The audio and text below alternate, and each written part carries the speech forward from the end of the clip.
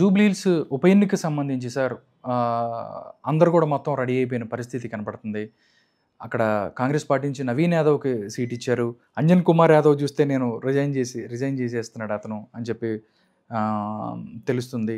దాంతో పాటు అక్కడ చూస్తే మాగంటి గోపీనాథ్ వాళ్ళ వైఫ్‌కి ఇక్కడ ఇచ్చిన పరిస్థితి. రెండో వైపు చూస్తే ఇక్కడ బీజేపీ నుంచి కూడా అక్కడ ఇద్దరు పేర్లు వినిపిస్తున్నాయి. ఎవరైతే పద్మ బైరప్పనేని, దాంతో పాటు లంకా దీపక్ రెడ్డి, ఇట్లా రకరకాల పేర్లు వినిపిస్తున్నాయి. ప్రతిష్టాత్మకంగా తీసుకుంటున్న పార్టీలు దీనికి సంబంధించి అక్కడ ఎవరైతే సిట్టింగ్ చనిపోయారు కాబట్టి వచ్చారు కాబట్టి మళ్ళీ బీఆర్ఎస్ గెలిచే అవకాశం ఉందా? లేకపోతే అక్కడ నవీన్ యాదవ్ చాలా బలమైన అభ్యర్థిగా ముందుకు వస్తున్న పరిస్థితి అక్కడ ఎలా ఉండబోతుంది ఈక్వేషన్స్ అంటే ఏం చెప్తారు?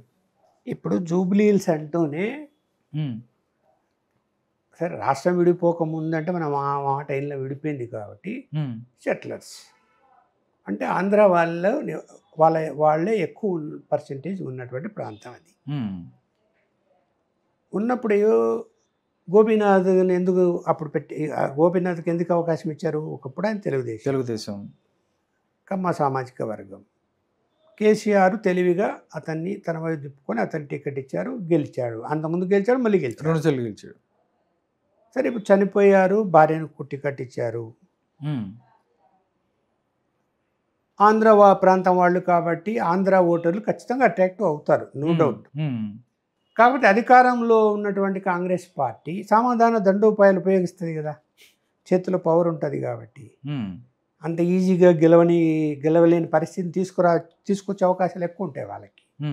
ఇంకా నవీన్ యాదవ్ అంటే ఇప్పుడు చిన్న శ్రీశైలం అబ్బాయి, అతను రాజకీయాలకైతే కొత్తే, కానీ అటు చాలా డామినేటింగ్గా పనిచేసేటువంటి అబ్బాయిగా పేరు తెచ్చుకున్నాడు.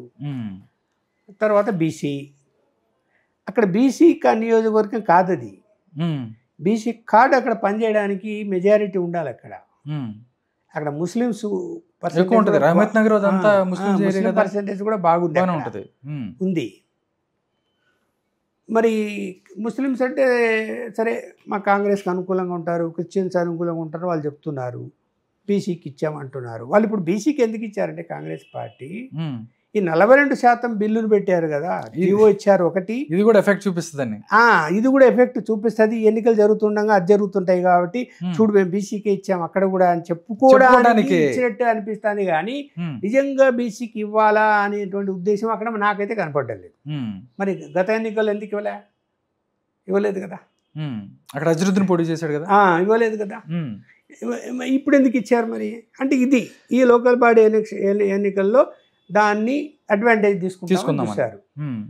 సో ఇప్పుడు ఇది ఆగిపోయాయి, స్టే వచ్చేసింది, ఇంకా అది జరుగుతున్నది. ఇంకా బీజేపీ అభ్యర్థి ఎవరు ఇంకా ఈరోజు నిర్ణయిస్తున్నారు. ఈరోజు బీజేపీ మీటింగ్ కూడా పెట్టుకున్నారు. బీజేపీ కూడా ఏంటంటే పోయినసారి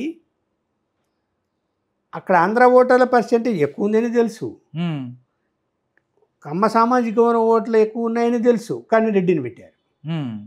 దెబ్బడింది 78 థర్డ్ ప్లేసు, దారుణంగా ఓడిపోయాడు. అంటే ఆ సీటు గెలిచే అవకాశాలు ఉన్నదాన్ని కావాలని పాడు చేసుకుంది బీజేపీ. అంటే వెనకయ్య వాళ్ళకి ఇంకొక ఉద్దేశం ఏదో ఉన్నట్టు అనిపించింది నాకైతే. సార్ వాళ్ళు ఇప్పుడు తెలంగాణలో ఎప్పుడు వాళ్ళు అలాగే ఉంటారు సార్. బండి సంజయ్ ఇప్పుడు ఆ మూడ్లో డెఫినెట్గా ఎలక్షన్ గెలిచే హోప్ ఉంది సార్, తీసేసి వేరే వాళ్ళని పెట్టారు.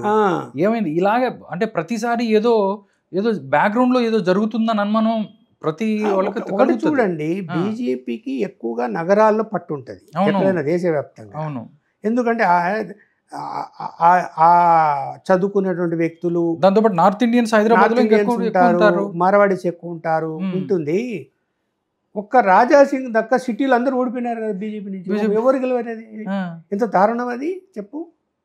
ఒకప్పుడు 5-6 గెలిచేవాళ్ళు, అట్లాంటిది ఒక రాజాసింగ్ తప్ప అందరూ ఓడిపోయారు కదా. మొత్తం ఓడిపోయారని వాళ్ళు ఎవరు గెలిచారు? మొత్తం బీఆర్ఎస్. చిత్రంజుడు కాంగ్రెస్, మరి గెలిచిన వాళ్ళందరూ బీఆర్ఎస్ పార్టీ వాళ్ళే సిటీలో. మరి ఏమనాలా? ప్రజలు 3 ఎందుకు అర్థం చేసుకోలేకపోయారు? 32 లక్షల ఓట్లు హైదరాబాద్ నగరంలోను చుట్టుపక్కల ఆంధ్ర ఓటర్స్ ఇక్కడ ఉన్నారు, తక్కువ లేరు పర్సెంటేజ్. ఆంధ్ర బ్రీడ్ ఉన్నటువంటి వాళ్ళకి టికెట్లు ఇచ్చుకొని ఉమ్, ఏ సామాజిక వర్గాలు ఎక్కడ ఎక్కువ ఉన్నారో వాళ్ళకి టికెట్లు ఇచ్చుకొని గెలిపించుకుంటారా? ఉమ్, అసలు ఎంత దారుణం అంటే జూబ్లీలో రెడ్డి అభ్యర్థికి టికెట్ ఇచ్చారంటే ఇంకా ఏం చెప్పాలి చెప్పు మళ్ళీ బీజేపీ వాళ్ళు. అసలు ఇప్పుడు కూడా ఎవరికి ఇస్తారంటే మళ్ళీ మీరు కూడా అన్నారు ఇందాక ఇందాక దీపక్ రెడ్డి రెడ్డి పేరే చెప్తున్నారు, లంకా దీపక్ రెడ్డి ఎవరు అంటున్నారు. పేరు చెప్తున్నారు. మరి ఏం చెప్పాలి చెప్పండి, ఏం స్ట్రాటజీ అది? ఎందుకు బీజేపీ వాళ్ళు ఓట్లు వేస్తారు? ఎందుకు వేస్తారు చెప్పండి? ఉమ్, ఇక్కడ తప్పదు. ఇప్పుడు పోనీ అట్లని ఆంధ్ర ఓట్ల విషయంలో మీరు ఏమైనా బీహార్లోలాగా అమలుపరుస్తున్నారు ఇక్కడ? అక్కడ ఓటు ఇక్కడ ఓటు ఎలా ఉందండి? ఉమ్, ఏ పార్టీ అయినా అక్కడ ఓట్లు క్యాన్సిల్ చేయించడమో లేదంటే ఇక్కడైనా క్యాన్సిల్ చేయించడమో చేయాలి కదా, చేశారా? అవును. పులోమని ఓట్లు అక్కడ ఓట్లు జరుగుతున్నాయంటే కార్లు వేసుకొని ట్రాఫిక్ అంతా జామ్ అయిపోతుంది, కార్లో వెళ్ళిపోయారు ఓట్లేనని మనమే న్యూస్ చెప్తున్నాం అన్ని ఛానల్స్లో. అవును. సిటీ వదిలేసేసి ఊళ్ళో పోతున్నారు ఓట్లేనని. మరి ఇక్కడే ఎందుకు నిలబెట్టుకోలేకపోయినారు మీరు? ఇక్కడ ఎందుకు ఇప్పుడు నేనున్నా వచ్చింది 35 సంవత్సరాలు అయింది నేను ఇక్కడికి వచ్చి, 30 సంవత్సరాలు అయింది నేను ఇక్కడికి వచ్చి. ఉమ్, ఏ సంవత్సరం అయితే వచ్చానో ఆ సంవత్సరమే నేను ఇక్కడ నా ఓటు హక్కు ఇక్కడ పెట్టుకొని అక్కడ తీసేపిచ్చా. ఉమ్. కడపలో లేదు. లేదు లేదు, ఉమ్, అప్పటి నుంచి నా ఓటు హక్కు ఇక్కడే ఉంది కానీ అక్కడ లేదు. అక్కడ మా ఇల్లు ఉంది, ఉమ్, మా తమ్ముడు వాళ్ళు ఉన్నారు, ఉమ్, ఓటర్స్ ఎన్యుమరేట్ చేసే వాళ్ళు వచ్చారు. నాకు ఫోన్ చేశాడు, మీ పేరు కూడా కంటిన్యూ చేద్దామని. వద్దు, నో, ఇక్కడ వచ్చేసాను, నాకు అవసరం లేదంటే అని చెప్తే తీసేశారు. అక్కడ ఎవరు ఉన్నారో వాళ్ళ పేర్లు మాత్రమే అందులో చేర్చారు. మరి ఆ నిజాయితీ ఎంతమందికి ఉంది? లేదే. ఈడ ఓటు హక్కు ఉంది, ఆడ ఓటు హక్కు, రెండు చోట్ల ఉంది. పోతున్నారు కార్లు వేసుకొని. మరి పోనీ అట్లని చెప్పి ఇక్కడ ఉన్నారు, వ్యాపారం చేసుకుంటున్నారు, ఉద్యోగాలు చేసుకుంటున్నారు, సెటిల్ అయిపోయారు. అది కాదండి, ఆంధ్రప్రదేశ్లో ఉన్నటువంటి ఎమ్మెల్యేల్లో 70-80% మందికి ఇల్లు ఇక్కడే ఉన్నాయి. అవును. ఎవరో కొత్తగా ఏమైనా వచ్చిన వాళ్ళు కొంతమందికి లేవేమో, అందరికీ ఇక్కడ ఇల్లు ఉన్నాయి, వ్యాపారాలు ఉన్నాయి. లేని వాళ్ళు ఎవరు చెప్పండి, ఇన్క్లూడింగ్ ముఖ్యమంత్రి. ఉమ్, లేవా? ఉన్నాయి కదా. అన్ని కూడా ఉన్నాయి కదా. అంటే అది ఇప్పుడు ఉమ్మడి రాష్ట్రం ఉంది, సిటీ పెరుగుతున్నది, ఇక్కడ ఉద్యోగ అవకాశాలు పెరిగాయి, వ్యాపార అవకాశాలు పెరిగాయి. నేను తప్పు పట్టడం లేదండి, ఉండటాన్ని తప్పు పట్టడం లేదు. ఎవరైనా ఊహించారా రాష్ట్రం విడిపోతుందని? అసలు ఊహించలేదు కదా. ఊహించకుండా జరిగిపోయినప్పుడు అన్ని వదులుకొని పోలేరు కదా ఎవరైనా కూడా. ఇక్కడే ఉండిపోతున్నారు. నేను దాన్ని తప్పు పట్టను. ఓటు హక్కు వచ్చేసరికి నువ్వు ఇక్కడ సెటిల్ అయిపోయిన తర్వాత అక్కడెందుకు నీ ఓటు హక్కు అని. అవును. అది ఎందుకు అవన్నీ ఎందుకు తీసేయలేకపోతున్నారు చెప్పాలి కదా. ఎందుకు తీసేయలేకపోతున్నారు? చూడాలి ఏం జరుగుతుంది. బీఆర్ఎస్కి సంబంధించి సానుభూతి వర్కౌట్ అయ్యే అవకాశం ఉందా గోపీనాథ్కి? ఎందుకంటే ఇంకోటి కూడా వస్తుంది, ఆవిడ భార్య కాదు రెండో భార్య, ఇలా కూడా మాట్లాడుతున్నారు. సానుభూతి అనేది ఎక్కువగా ఎక్కడ ఉంటుందంటే నగరాల్లో తక్కువ ఉంటుంది, గ్రామీణ ప్రాంతాల్లో సానుభూతులు ఉంటాయి. అవన్నీ ఆ కాలం పోయింది, ఇప్పుడు సానుభూతి కాలం.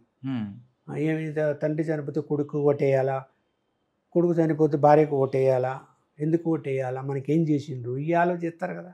ఆ సెంటిమెంట్ ఎందుకు, ఏం పని చేస్తుంది? నేనైతే చేయదు అనుకుంటాను. ఓకే, చూద్దాం సార్ ఏం జరుగుతుందో. Thank you so much Lakshmi గారు, ప్రస్తుత రాజకీయ అంశాల మీద చక్కని విశ్లేషణ అందించారు. నమస్కారం. నమస్తే.